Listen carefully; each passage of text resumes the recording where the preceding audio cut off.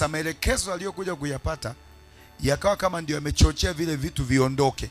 Sasa ule muwasho uliokuwa unausikia ndio ulikuwa muwasho wa matibabu.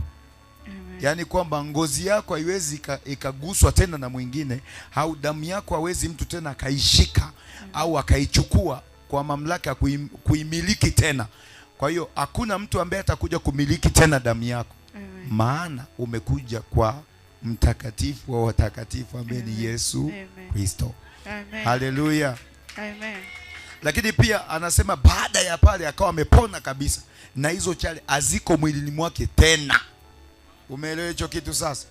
Na sasa hivi hapa anasema kwamba Mungu amemtendea, maana alikuwa anaamini sana kwa njia zingine za kiganga. Bwana asifiwe. Na anakuambia kwamba kama ni waganga katembea zaidi ya, ina maana kama ni mume wako anamzidi. Bwana Yesu asifiwe.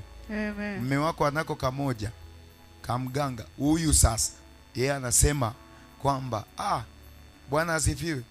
Unanielewa Rehema? Unaenda unaambiwa mganga fulani. Yaani ukifika kwa mganga pale ukifanyiwa unakaa kama wiki mbili hujafanikisha unachokitaka. Anakuja shogangu. Unajua kwa fulani yani nimepata mtu mwingine. Twende. Unaenda.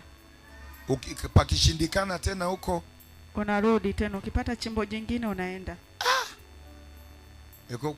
Kwa hiyo hii issue yanaitwa machimbo.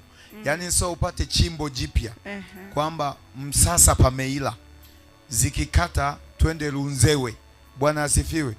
Kwa hiyo na yeye alikuwa kwenda huko kwa mganga ilikuwa ni kama kwenda sehemu ambapo pana utajiri. Yaani akifika anapokea kitu. Bwana asifiwe. Amina. Lakini sasa hivi anamshukuru Mungu ya kwamba